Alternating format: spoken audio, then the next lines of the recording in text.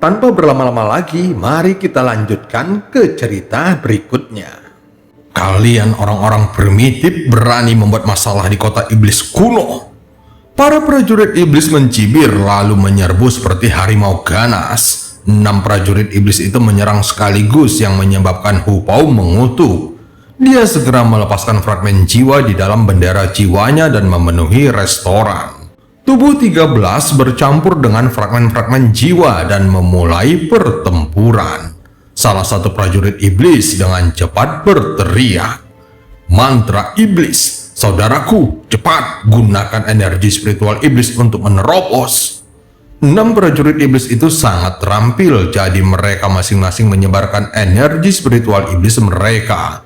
Dalam sekejap, 6 untai energi spiritual iblis yang sangat kuat menyerbu keluar seperti naga yang mengamuk. Ke-6 untai ini masing-masing memiliki setidaknya 30 tingkatan energi spiritual iblis. Wajah 13 sangat pucat dan Hu Pao diam-diam mengutuk. Mereka saling memandang dan keduanya melihat tekad di mata masing-masing. Sekalipun mereka meninggal, mereka berpikir harus menjamin keselamatan leluhurnya. Pada saat ini, Hu Pao tiba-tiba merasa bahwa 13 tidak begitu menyebalkan. Ekspresi orang berwajah muram itu tiba-tiba berubah saat dia berteriak, "Tarik energi spiritual iblismu, cepat!" Pada saat dia berteriak, 6 untai energi spiritual iblis menjadi tidak terkendali. Di bawah tatapan bingung dari 6 prajurit iblis, 6 untai energi spiritual iblis menyerbu ke arah Wang Lin dan memasuki alisnya. Pada saat ini, tatapan nostalgia di mata Wang Lin menghilang, lalu dia menghela nafas panjang dan matanya kembali jernih. Sungguh cita-cita iblis yang kuat. Mata Wang Lin terlihat menunjukkan sedikit keterkejutan. Dao seorang kultivator yang kuat tidak mudah terpengaruh oleh kekuatan luar. Berjalan di jalan iblis membawa serta melewati angin dingin yang menusuk tubuh lalu menyerang hati dan menguasai jiwa. Saat mata Wang Lin menjadi jernih, ada sedikit kejutan di dalamnya. Dengan tingkat kultivasinya dan hati daunnya yang kokoh, apa yang baru saja dialaminya seperti malapetaka. Nostalgia tidaklah menakutkan, yang menakutkan adalah ketika seseorang benar-benar tenggelam dalam nostalgianya dan tidak mampu melepaskan diri darinya. Jika itu normal, hal seperti ini tidak akan terjadi pada Wang Lin. Tetapi Wang Lin baru saja berjalan di jalan iblis. Meskipun dia telah menekannya, namun masih ada beberapa cita-cita iblis di tubuhnya dan itulah sumber nostalgianya. Pada zaman kuno, para kultivator percaya bahwa iblis menyerbu tubuh manusia.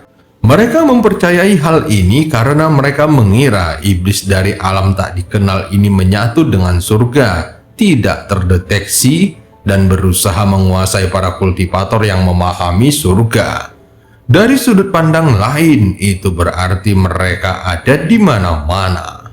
Iblis memasuki tubuh mereka, mengaktifkan api dao kultivator untuk membakar jiwa asal mereka. Dan dengan demikian, iblis bisa memperoleh kehidupan kultivator dan menghancurkan hati dao mereka. Di mata para kultivator kuno, iblis-iblis ini sangat menakutkan. Jika mereka melakukan satu kesalahan dan membiarkan iblis-iblis memasuki tubuh mereka, itu akan menghancurkan mereka selamanya. Ketika para kultivator kuno punah dan aliansi kultivasi mengambil alih, pembicaraan tentang iblis merebut tubuh menghilang dan digantikan oleh analisis logis dan perhitungan rasional. Aliansi kultivasi menentang keberadaan iblis-iblis ini. Sebaliknya, mereka percaya bahwa itu benar-benar cita-cita iblis yang lahir dalam tubuh seseorang.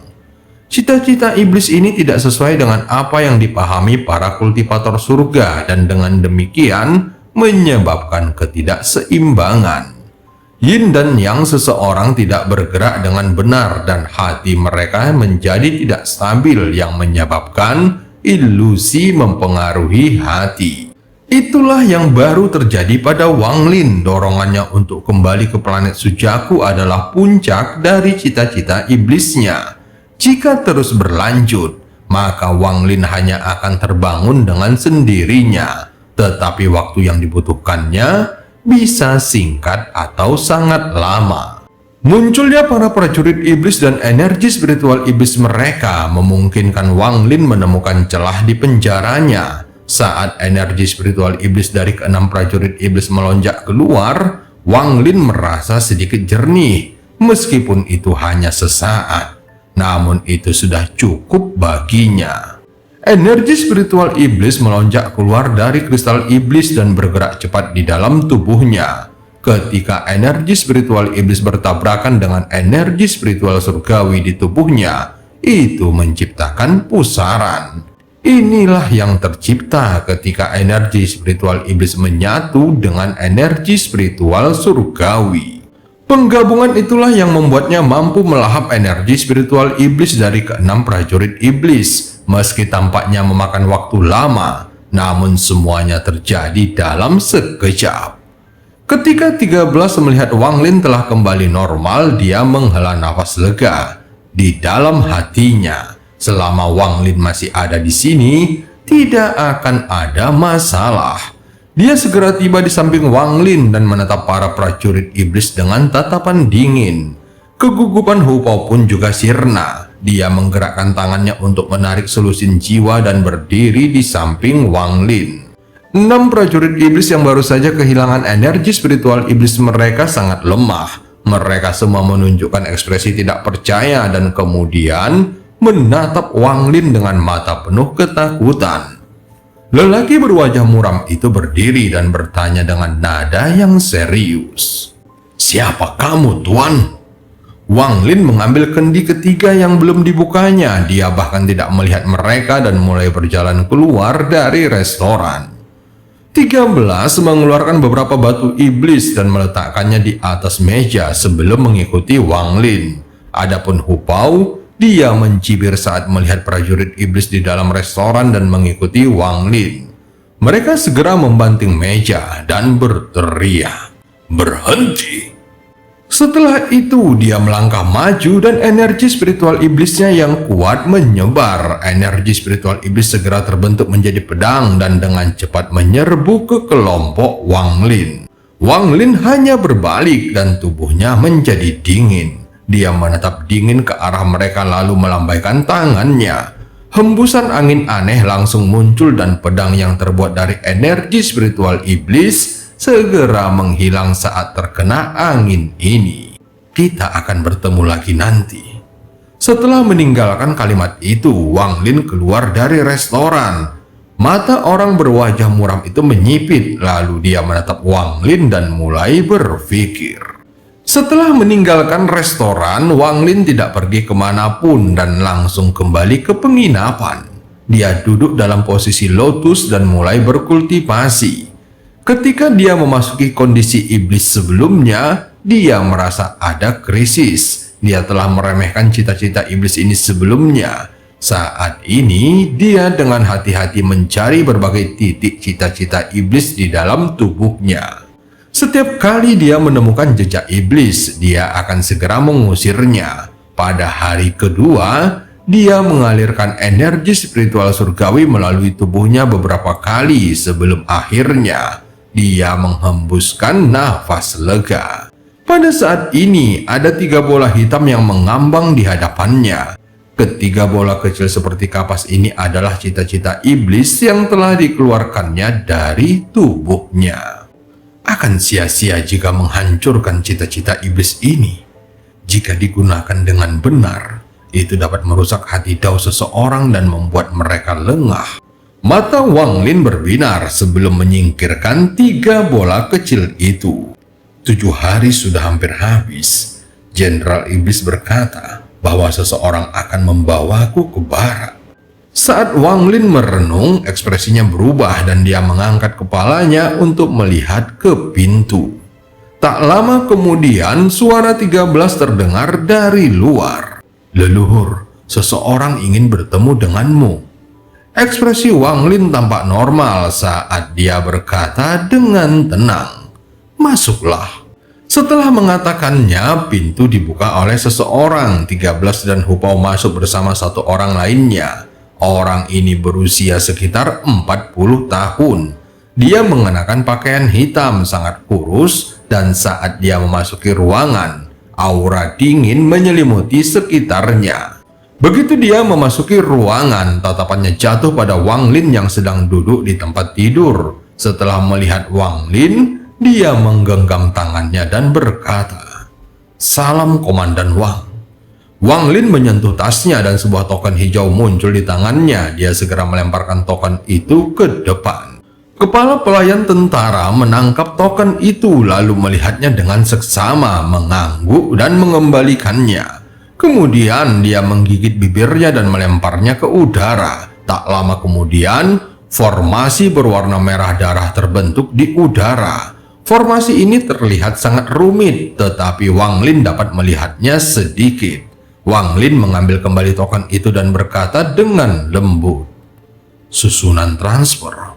Kepala pelayan pasukan itu mengangkat matanya untuk melihat Wang Lin dan berkata, "Komandan Wang adalah orang asing. Ini memang susunan transfer, namun ini berbeda dari susunan transfer milik para kultivator. Susunan ini diciptakan oleh Kaisar Iblis untuk digunakan dalam transfer yang tepat."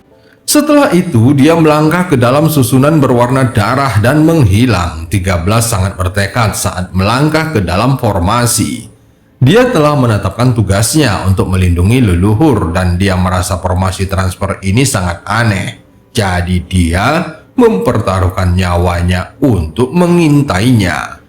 Melihat aksi 13, Wang Lin diam-diam mengangguk di hatinya. Dia segera berdiri dan berjalan ke dalam formasi. Hu Pao mengeluh di dalam hatinya dan segera mengikuti Wang Lin. Pada saat Wang Lin berjalan keluar dari sisi lain susunan transfer, dia mendengar suara gemuruh yang mengguncang bumi dari segala arah. Itu bagaikan guntur yang menggelegar. 13 yang berada di depan langsung terkejut dan terpaksa mundur beberapa langkah karena suara itu. Dia sudah terluka karena kejadian sebelumnya. Dan kejutan ini menyebabkan darah di tubuhnya mendidih yang memaksanya untuk batuk darah. Adapun Hu Pao meskipun dia tidak terluka tetapi tubuhnya tidak sekuat 13. Di bawah serangan ini, energi spiritual iblis di dalam tubuhnya menjadi tidak terkendali dan mengamuk di seluruh tubuhnya. Wajahnya pucat pasi. Kalau bukan karena leluhur ada di sini dan dia tidak ingin membuat leluhur kehilangan muka, dia pasti sudah duduk untuk mengatur energi spiritual iblis di tubuhnya. Namun semakin dia mencoba menahannya, semakin ganas energi spiritual iblis di tubuhnya. Tepat pada saat ini, sebuah kekuatan lembut datang dari luar dan dalam sekejap energi spiritual iblis di dalam tubuh Hu Pao menjadi patuh, seolah-olah mereka telah bertemu dengan leluhur mereka. Energi spiritual iblis dengan cepat kembali ke meridiannya dan kembali normal. Wang Lin mengangkat tangan kanannya dari bahu Hu Pao dan melangkah maju. Seutas energi spiritual surgawi memasuki 13 dan berputar sekali lagi di dalam tubuhnya. 13 merasa tubuhnya menjadi lebih ringan dan luka-lukanya terlihat telah pulih. Setelah melakukan semua ini, Wang Lin melihat ke sekeliling dan mengamati area tersebut. Ini adalah barak yang dibangun dengan batu hitam yang lebarnya sekitar 50 km. Di tepi barak terdapat tembok setinggi puluhan kaki. Ada fluktuasi energi spiritual iblis di tembok-tembok ini yang berarti ada mantra yang memperkuatnya.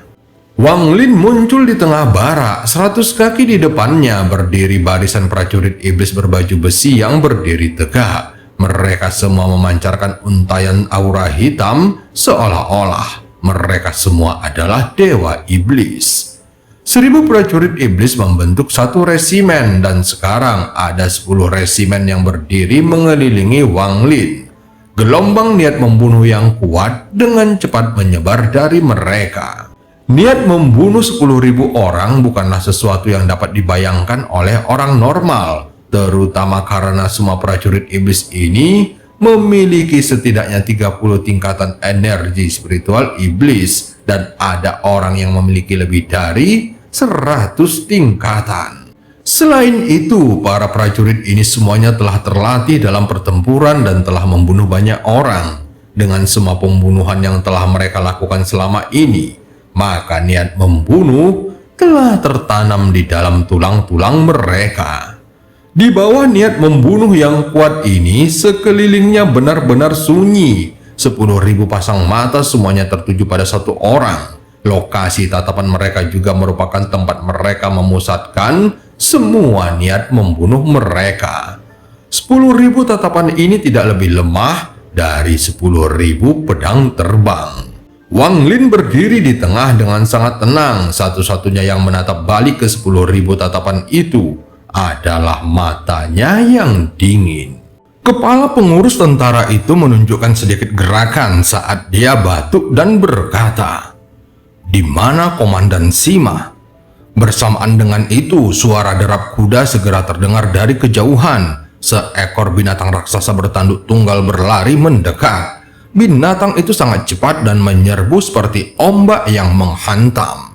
Ada seseorang yang berdiri di punggung binatang buas itu. Dia mengenakan baju besi hitam dengan tanda-tanda ungu, helm hitam, dan niat membunuh yang kuat terpancar darinya.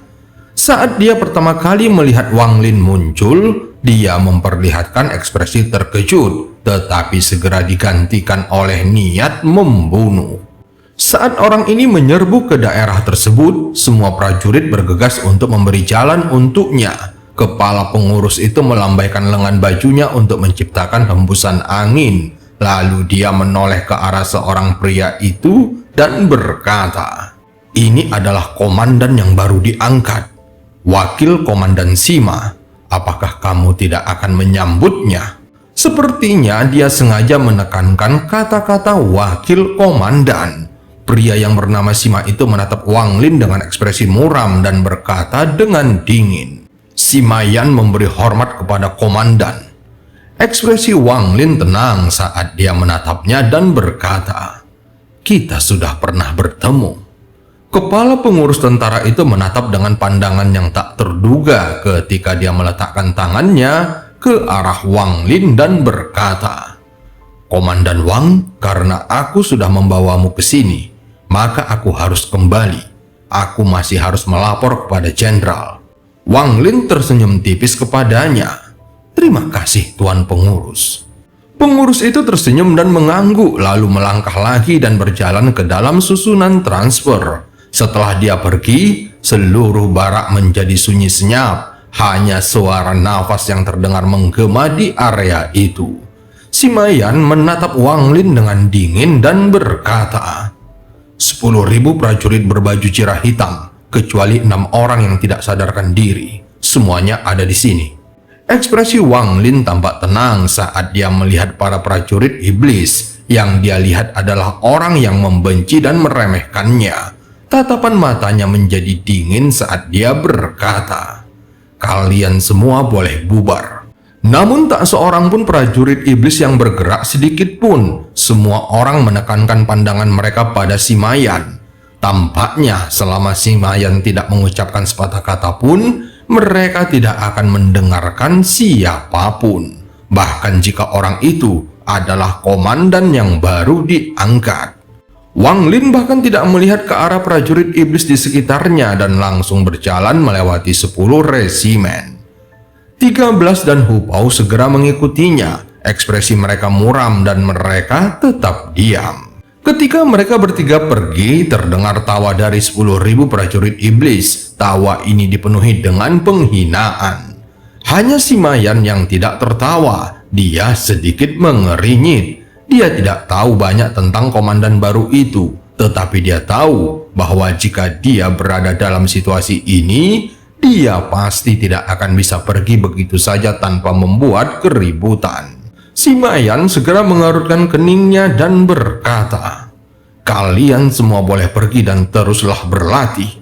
Meskipun suaranya rendah, namun di telinga para prajurit iblis, suaranya seperti guntur. Ke-10 resimen itu segera bergerak menjauh dan memulai latihan mereka.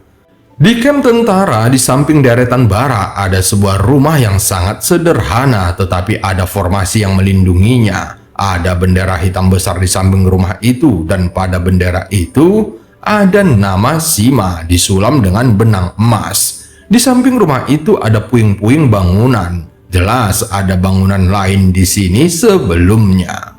Hu Pao menatap semua yang ada di hadapannya, dan setelah mendengar suara tawa yang datang dari belakangnya, dia berkata dengan marah, "Leluhur, para prajurit iblis ini sudah bertindak terlalu jauh." Ekspresi Wang Lin masih tenang saat dia berkata, "Jangan ganggu mereka, karena tidak ada tempat bagi kita untuk tinggal. Kita akan berkultivasi di luar saja." Setelah itu dia menemukan tempat kosong dan duduk untuk berkultivasi. Hu Pao dengan paksa menahan amarahnya sambil menatap dingin ke arah para prajurit iblis yang berhamburan. Dia mendengus dingin sambil berjalan ke sebelah kiri Wang Lin dan duduk untuk menjaganya.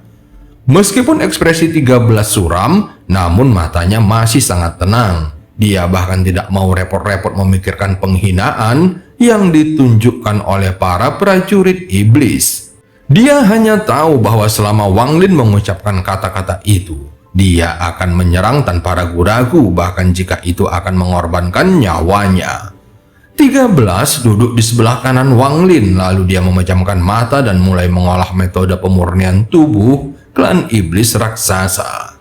Waktu berlalu dengan cepat dan dalam sekejap mata, malam pun tiba. Sepanjang hari itu, teriakan-teriakan dari para prajurit iblis di kamp tentara tidak pernah berhenti.